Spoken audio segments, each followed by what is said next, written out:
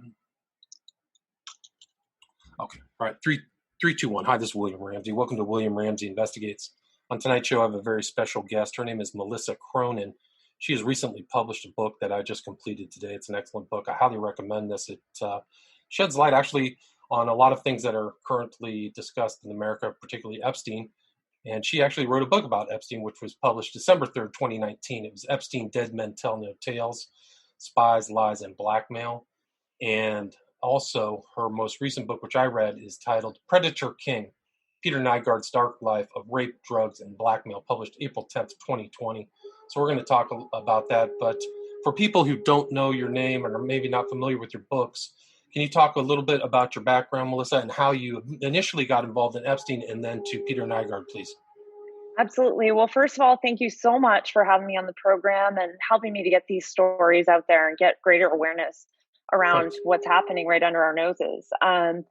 So I would say my story as an investigative journalist actually probably begins back when I was born. My dad was an FBI agent growing up. So I kind of grew up in an atmosphere of seeing lots of undercover operations and, you know, just all of the kind of investigations that he was doing. And I don't know if it's genetic or what, but when I got older, I started becoming an investigative journalist myself. And my early career was mainly in celebrity magazines. So Star Magazine, Us Weekly, the New York Post, things like that. And, people from coming from an investigative background might, look down their noses at that.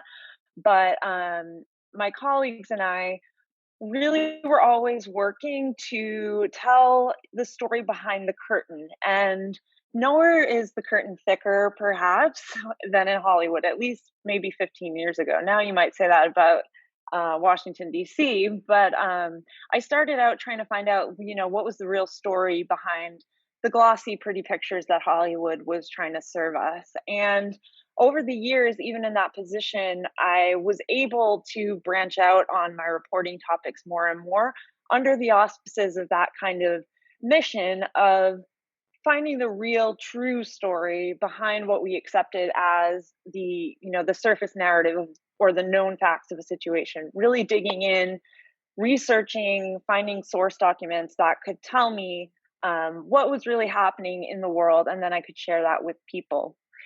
So that was how I first came across Jeffrey Epstein. It must have been probably about 2016. I think it was January 2016, right as the case in Florida was heating up. And we were getting depositions on the case just from our court reporter. So a lot of publications have a court reporter on staff that they will just send you court documents all day long. Anything that has any kind of big name, celebrity name, bold name in the court documents, they'll send it over, or something they think might be an interesting case, they'll send it over. So I started getting these court documents about Jeffrey Epstein. And obviously, I think Prince Andrew was an early mention in those affidavits. Bill Clinton came up after that.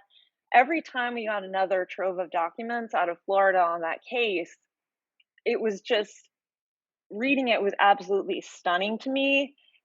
And even more stunning to me was the fact that it felt like no one else was reporting on it. Right, yes. I'm sitting here in New York City reading this document, like, how is this not headline news? And, at the time, there were filings happening in that case week after week. That was when Virginia Roberts Giuffre attempted to join in with the other Jane Does. They were going back and forth so much. Her depositions were placed in there.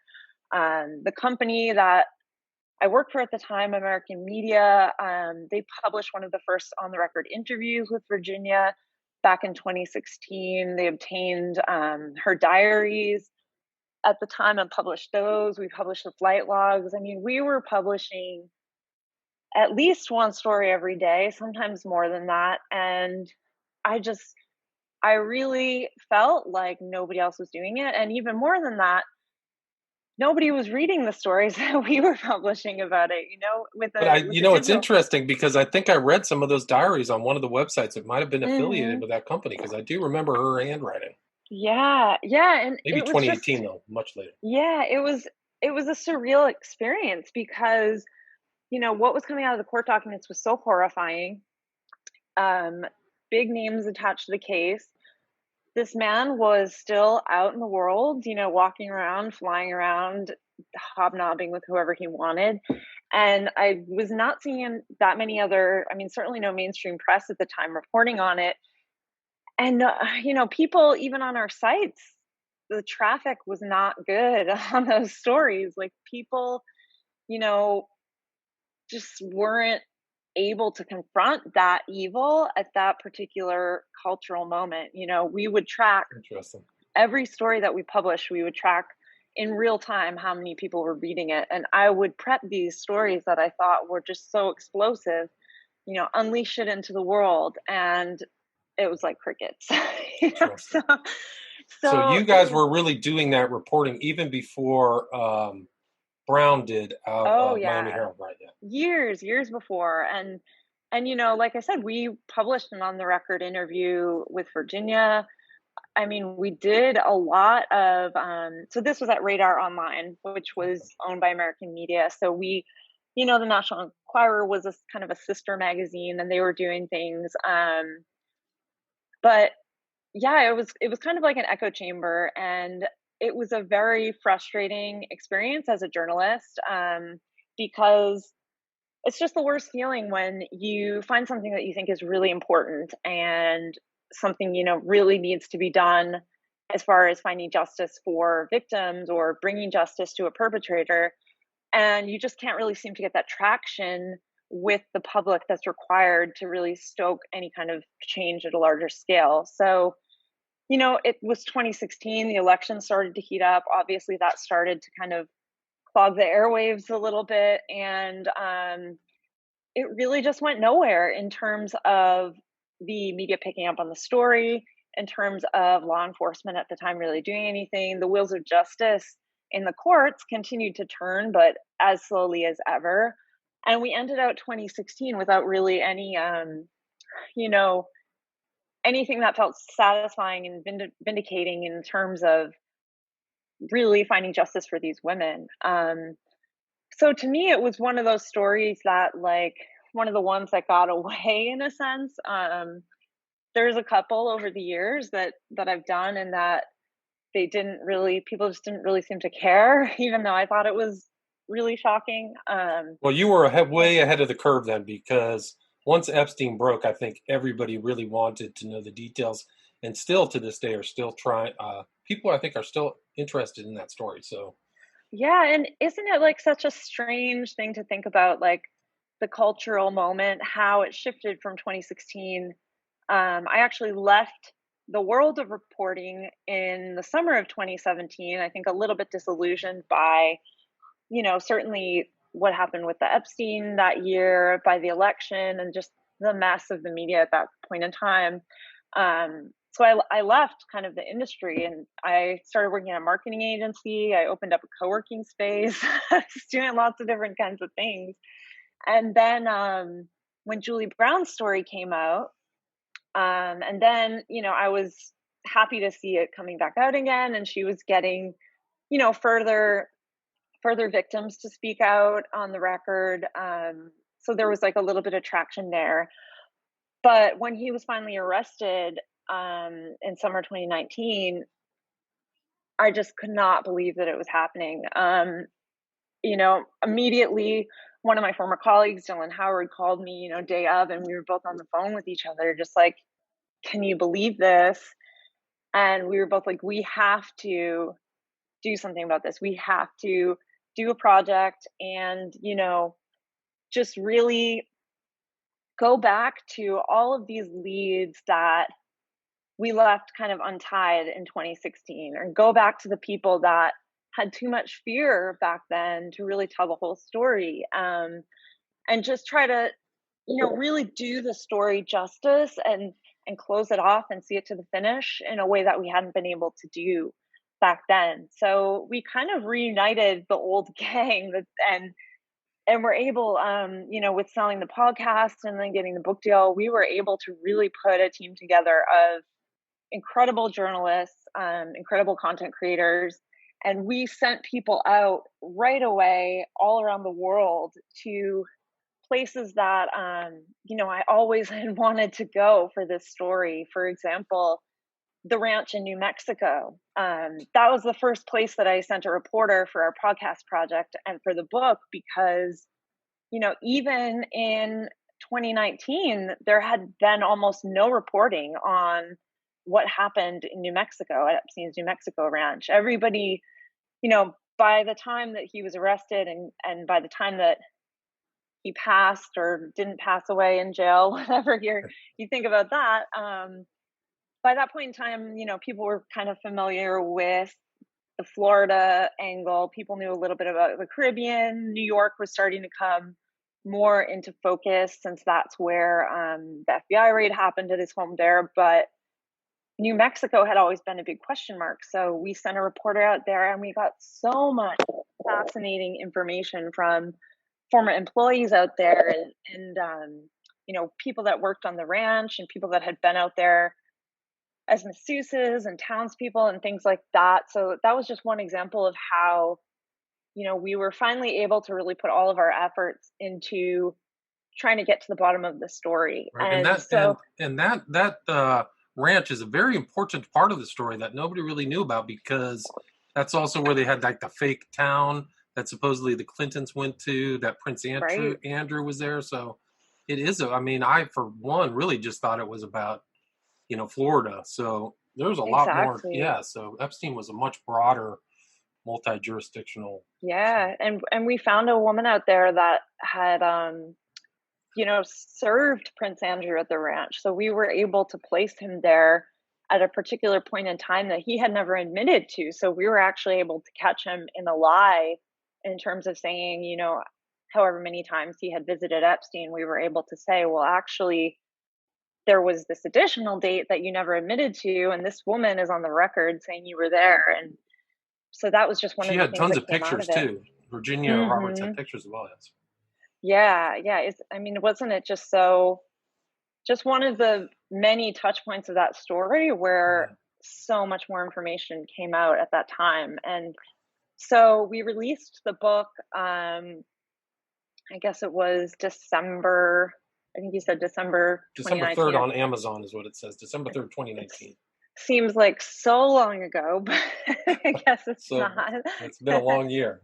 Yeah. So, but even, gosh, the story's never over, right? But even the day that we released the book, one of our sources for the book emailed us and said, okay, now that you guys actually said this in the book, now that you actually went down the espionage road and you guys were the ones that were brave enough to go there, now I can tell you the real story. And we're like, okay, so I guess we're going to do a second book.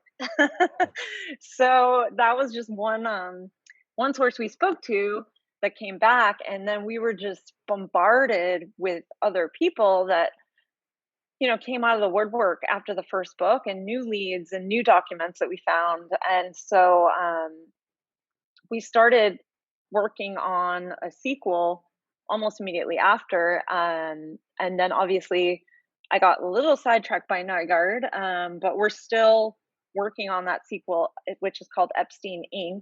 And that will be released, I believe, April 2021. Awesome. I look forward to reading that. It's interesting because you use the term fear and stuff like that. So once Epstein kind of got arrested, a lot of people came out, particularly for the court case in New York. So many additional Jane Does and stuff like that after they didn't have that fear. So I think that's a very important element to the Epstein case, particularly. Absolutely. And it's an interesting contrast to Nygard, as we begin to talk about that, because he's right now, Peter Nygard is where Jeffrey Epstein was in 2016. He's out there, he's alive and well. So for people who don't know, I've heard the name Nygard, but I honestly knew nothing about him before I read this book. for people who don't know, can you give kind of a background about his life and how he be turned into this monster? Absolutely. So I had never heard the name Peter Nygard myself up until February of this year. And it was, a chillingly similar experience to my first, introduction to the name Jeffrey Epstein. It was somebody that I had on, Peter Nygard was someone I had never heard of. And then the more that I started to learn about him, the more I was asking myself, one, how have I never heard of this person and what he's alleged to have done? And two, why is this not a bigger story? So, obviously, February 2020, I guess I first came to hear about Peter Nygard when there was a story in the New York Times about kind of the background to a new class action civil case that had been filed in New York by 10 women that claimed to have been victims of sexual assault that was allegedly perpetrated by Peter Nygard. And then also in the same month, almost just a few days apart from that, Peter Nygard's headquarters in Times Square were raided by the FBI, and there were lots of photos of that and things like that. So I had actually walked by that building, the Nygard headquarters in Times Square, several times when I lived in New York City, and I had no idea. I thought it was a tech company or like a Radio Shack or something like that. But it turns out he's a fashion designer, and not just that, but an extremely successful fashion designer. And he's certainly not the type of fashion designer that is on a level with a Marc Jacobs or Miuccia Prada or something like that. He is known, you know, somewhat jokingly in the Canadian press at one time as the polyester phenom, because he made billions of dollars on middle class women, essentially. His clothes, he had several different lines under his name, under the name of his various children, Aaliyah, Nygard Slims. And he made just, pant sets and slacks and blouses for kind of middle-aged, middle-class women. They were sold at stores like Dillard's and Sears. So he's the kind of designer that, me as a 36-year-old living in Manhattan, I had never heard of him, but certainly there are hundreds and thousands of women across the country that probably have something by him in their closet. So anyways, like I said, the story in the New York Times broke. I saw the raid in New York City and started doing some more research myself. And again, was just, seriously disturbed by the nature of the allegations and by the fact that they were not being, covered or investigated in a major way. And I really wanted to learn the full story, not just for myself, but also to contribute in any way that I can to getting these women's stories out there and trying to get this story into the mainstream. Because, unfortunately, it is the deciding factor in things like this as to whether these women can find justice, whether there's public pressure or not, or public awareness in the case. So I was able to I pitched the idea and was able to get a book deal for that, and I flew out right away to the Bahamas. And I went down to the Bahamas and I embedded myself there for almost 2 weeks. Did you fly into Nassau? That's where his kind of Nygard K was, right? Yes. Sorry. It's okay. So I think that he had his palace was there, but he was originally Canadian, right? Or he's actually originally Yes. from Finland. Yes. Right? So he was born in Finland, and he was born in Finland actually during World War II. And a lot of people don't realize this, but the Nazis did invade and take over Finland. So he kind of grew up in this very hard scrabble, environment with the Nazis bearing down on them. And the family actually fled the country they were kind of looking for the American dream and missed by a little bit and landed in Canada. But I think they already had some family there, and that's what the connection was. But they settled in an area pretty close to the American border, and he ended up in Winnipeg, which Winnipeg. is the center of all of his operations. But And that's where he started. He ended up at the University of North Dakota too, and that's where he really started his business. Was really right. So he grew up in Canada and certainly, showed a lot of entrepreneurial instincts from a young age. He claims, at least, I mean, that's a common factor in a lot of the things I might say about Peter Nygard, is he certainly has a lot of tall tales about himself, but he claims that he made enough in his paper route to buy his first car. He, sold popsicles, I believe, at one point. And then he went to the University of North Dakota and studied business. And by all accounts, he was a very serious and good student during his time there. After he left the university, he really jumped right into the working world and started working kind of under a man at a clothing company, and eventually took it over. And that company was called Tanjay. So that was Nygard's kind of first foray into fashion. And he said he wasn't, he certainly has a flair for fashion himself. If you ever see old photos of him, he was very flamboyant, but yes. but he really got into the fashion industry initially because he was a businessman first and foremost, and the opportunity presented itself. He thought that it was a good opportunity business wise, and that's why he jumped at it. So it's interesting. It was almost a chance. It was just almost a fluke that he ended up going into fashion, whereas he could have just as easily become the king of a chain of pizza shops or something like that. So that's really how he started in the fashion world, and he was able to grow his company to its greatest height, which was like a $2 billion revenue. By a lot of technological advancements. So he was one of the first fashion designers that had air-conditioned distribution centers, for example. He really, in a lot of ways, did make revolutionary changes to the way that mass market clothing was created and distributed. And that helped him to grow his empire quickly. And, it expanded around the world as a result of that. So even though he was based in Winnipeg, like you said, in the 1980s, he began going to the Caribbean just for vacation.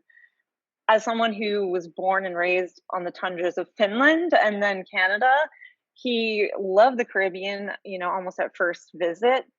And eventually, like you said, would kind of put down roots there in a place called Nygard Key, which is actually probably about an hour and 20 minutes drive outside of Nassau.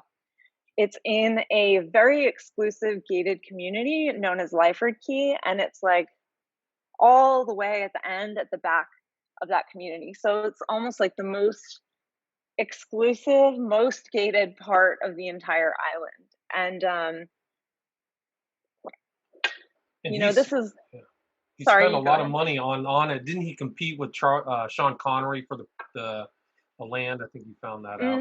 But Yeah. So he definitely had a lot of rich neighbors down there, and Sean Connery was he's his neighbor on the other side. And I was going to say that one of the only downsides to the audio format is that I wish I could show you a picture of that place right now, because Nygard Key is, he considered it absolutely his masterpiece. Some might call it a monstrosity. It is, I think it's been described as neo-Mayan in design. So if you can't picture what exactly that is, I don't blame you. But he constructed all of these like 50-foot tall ziggurats and temples and Mayan gargoyles and giant snakes that shot fire out of their mouths at night, and cauldrons. And just a huge, for him, fantasy land of architecture and landscaping. For others, it certainly became the site of their greatest nightmare. Right. So when you were there in Nassau, what did you learn? So I think the most valuable part about being in Nassau for me was I was able to get connected directly with some of the women that were the first to make public allegations against him. So to hear, their allegations against him in their own words and see how difficult it was for them to talk about it, and to see how fearful they were even then at the time when I visited Nassau, and still to this day, Nygard is unable to even visit the Bahamas because there's an open warrant out for his arrest on something totally unrelated. It's actually a court case about environmental issues and something about the dredging of his beach. Not as scandalous of a story, but essentially he didn't show up for court. There's an open warrant out for him, so he can't come back right now or be arrested. And still, these women were so terrified. And everyone else that I talked to in Nassau, in kind of the outskirts of the city, there was still that element of fear, even for people who are not directly related to the case. Talking to taxi cab drivers or women down at the markets, and listening to and realizing how terrified these people were to talk about what was basically an open secret on the island. Seeing that firsthand and feeling that really helped me to understand the stakes of this story. And it's he's a man, and his story is one that has forever changed, a lot of people in the Bahamas. I would almost say the Bahamas, because he did have a huge impact on politics in the country for many years. Yeah, can So you talk a even if little it bit was just about that, that? Can you talk about the politics as well as what he was up to? yeah. So, similar to, a lot of people know that Jeffrey Epstein was very close with a lot of American politicians and kind of bigwigs in the U.S. Peter Nygard did something very similar in the Bahamas. So one thing that I discovered from talking to sources there in Nassau, and then just doing also a lot of archival research into local newspapers and things like that, I found like a whole history of allegations against Peter Nygard that he had been paying off politicians and police officers for many, many years in the Bahamas in order to put people in power who would essentially look the other way at whatever he was doing. And there's a huge spectrum of allegations about that behavior. So certainly it's a known fact that he donated thousands of dollars to the reelection campaigns of certain politicians. It's a known fact that those same politicians were photographed and videotaped having a drink with him at Nygard Key. But there's other even more scandalous, even more disturbing allegations of that nature about paying off the cops. And then also, one of his former employees even told me that she had been tasked with stuffing a large frozen fish full of cash to bring to the prime minister because I guess a bag of cash even would have been too obvious, Too I obvious, right? guess. Right. So they stuffed this fish, and then she said they had to like hang it in the water until they were going to go deliver it to the prime minister. And you know that's one of the more extreme allegations, but there's certainly a pattern of known contributions to politicians and widespread allegations that he used his money, his power, promises of notoriety, and connections to famous people, to all of the locals, in order to try to make the entire island a place where he could do whatever he wanted. And obviously that time has come to an end, but the scars still linger very deeply on the entire island. Interesting. Yeah, it was kind of he's kind of like this. The power dynamic reminded me of Epstein, where somebody with tons of money and power, and these kind of poor people who need money. They all need jobs, and him just and Nygard really kind of being at the center of it all. It seemed like that was common, but also it's like Yeah. the way that you wrote in the book. Like it seemed like he was primarily responsible for one party winning, right? In 2012, was it the Progressive Liberal Party? So it Yeah, seems, and exactly. they're partying at his house after the victory, and that created Hmm. even more scandal, right? Yeah, and that's absolutely right. It was the PLP and that video. There was actually a video that Nygard released, celebrating the victory and essentially taking credit for it and saying that, you know, I did this type Right. of thing. Um, and, to their credit, it seems like at a certain point, the Bahamian people kind of pushed back against that behavior insofar as he was an outsider trying to buy influence on the island. There did, in terms of the court of public opinion, there was a turning point years later, and certainly as he began to get into more legal trouble, that more and more people were willing to speak up against him and say, I don't want your money, or doesn't matter if you paid for my campaign, I'm not going to do that. That certainly seemed to be happening. But you're absolutely right that having these friends in powerful places was certainly helpful to anything that Niger wanted to do, even if it were just having a party that was really loud and getting the cops not to bother him. But like Jeffrey Epstein, he is alleged to have targeted the most vulnerable of victims. So Jeffrey Epstein, especially in Florida, was known for going after, you know, girls that already had a difficult life and in many cases had already been traumatized or sexually assaulted even before their interactions with him. Jeffrey Epstein targeted and lured in a number of girls who were homeless or had bad relationships with their parents, or had been arrested previously or had drug problems. And Peter Nygard is alleged to have done a similar thing and really, you know, gone into the slums of the island and targeted these girls that were just scraping by. In a lot of cases, I heard from women that claim that he sorry. Okay. You, I heard from women and former employees that claim that he specifically sent his employees out into the slums on buses looking for girls to bring to his party and later allegedly to sexually assault them.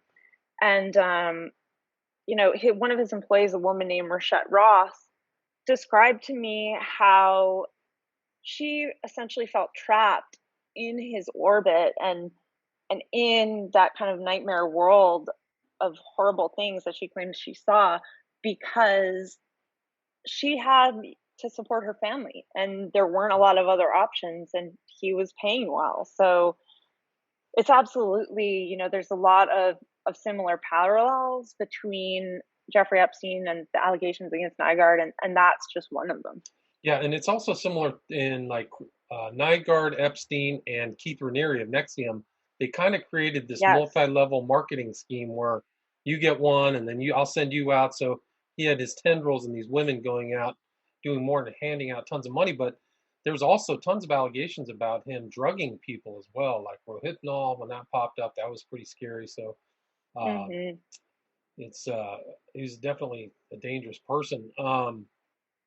So, but he also kind of had this kind of longevity interest. Can you talk about what he was doing in the Caribbean in regards to stem cells? Yes. So that is such a fascinating and bizarre aspect of this story and terrifying in its own right.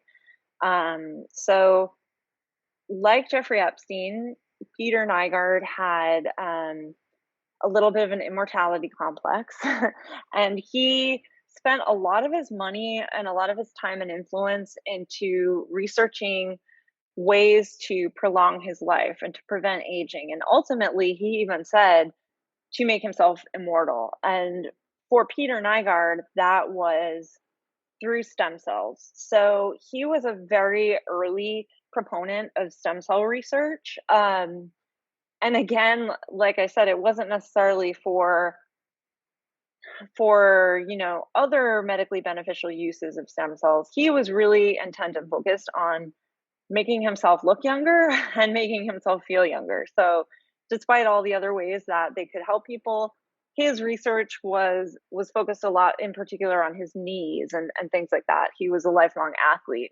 So he spent a lot of time and money and effort trying to set up a stem cell clinic in the Bahamas, and they pushed back, and the political regime at the time was kind of against him, and the public rose up against him and basically said, we don't want this here.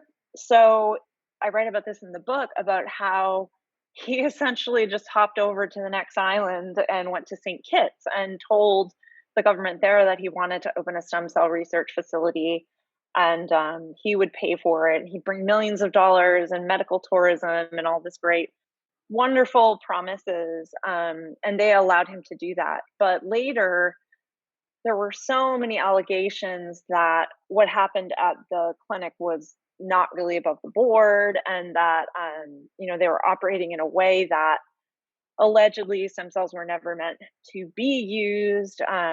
One of his clients was found at the airport with a gun in their luggage, and there was a huge scandal around that. So that kind of petered out there. But there was one of Peter Nygard's former girlfriends, a woman named Sulin Medeiros, who's a model.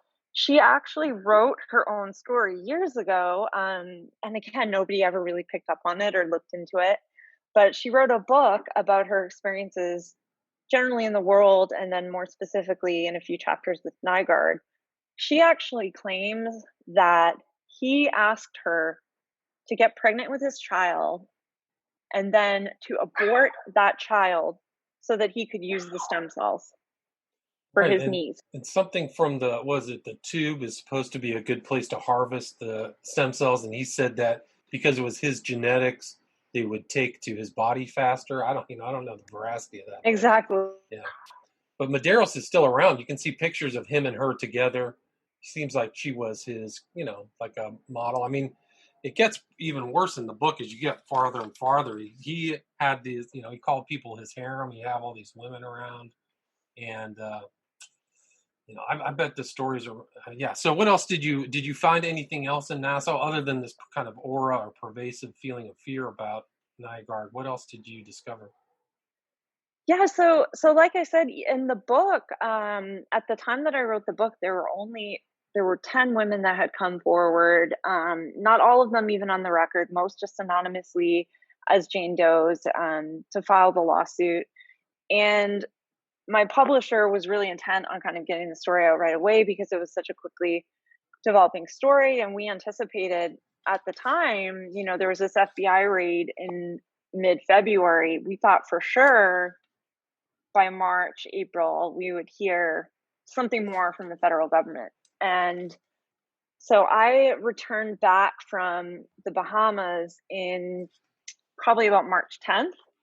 And then March 12th, here, California completely shut down because of the coronavirus. And that whole, narrative began. So my publisher had rushed this book out, but then we haven't heard anything from the government about their plans for Peter Nygard since February, up until about probably 6 to 8 weeks ago, when the federal government introduced a stay into the civil case against Nygard. And what that indicates, I guess what that is for anyone who doesn't know, is the federal government has essentially asked the judge in the civil case to put the case on ice, to essentially press pause and stop all filings, all arguments, all progress towards trial in that case, because the federal government is working on their own investigation and expects that to come to resolution relatively soon.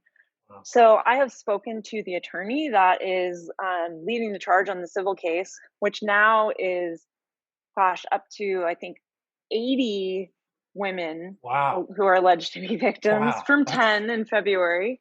Right, because you only have 10 in the book, so. Right, exactly. Yeah. So that's what I was saying. So I've put the book together really quickly, and then I've learned so much more since then, and so much more has come out. But essentially, according to Greg Gutzler, who is kind of leading the charge on that case, we're really expecting an indictment or some sort of legal action from the federal government against Nygard to happen, if not within the next couple of weeks. There's an election there in the middle, but certainly by the end of the year, and gosh, really hopefully before the 1-year anniversary of this, of the raid. Right. And do you know what jurisdiction sent that to the civil court? Do you know if it was the Southern District of New York, the same one that Epstein and Maxwell, same jurisdiction as theirs? Do you know? I believe so. I don't want to Okay. misspeak. I don't want to misspeak, but I do believe so. Awesome. Well, we're about 45 minutes in, Melissa. Can you talk a little bit about the book that's coming out and any other projects or anywhere people can buy your book through your own website or anything like that? Yeah, so my website is melissaecronin.com. That's MELISSAE Cronin, CRONIN. And that's actually also my Twitter handle. I'm not as active on Twitter as I want to be because I'm usually like furiously working towards deadline on a book this year. But certainly once once I get this Epstein thing off my plate a little bit, I'll be a little bit more active on there. And I would say that we have already sold the rights to the second Epstein book that's coming out. So we expect that we'll probably be doing another podcast around that as well, potentially a TV series or a movie. And then I don't know, the deal isn't final yet, but hoping to do a podcast on Nygard this fall as well. Excellent. Well, people keep an eye out for that next Epstein book. The first Epstein book has like 350 4 or 5-star reviews on it, so it's very well reviewed. And this book was harrowing. I mean, some of the testimonies of the women are harrowing, terrifying testimonies. So definitely this story is something to keep an eye on. But again, the title of the book is Predator King, Peter Nygard's Dark Life of Rape, Drugs, and Blackmail by Melissa Cronin. Melissa, thank you so much for spending time with us. Thank you. All right, have a good one. Bye-bye. You too. Bye-bye.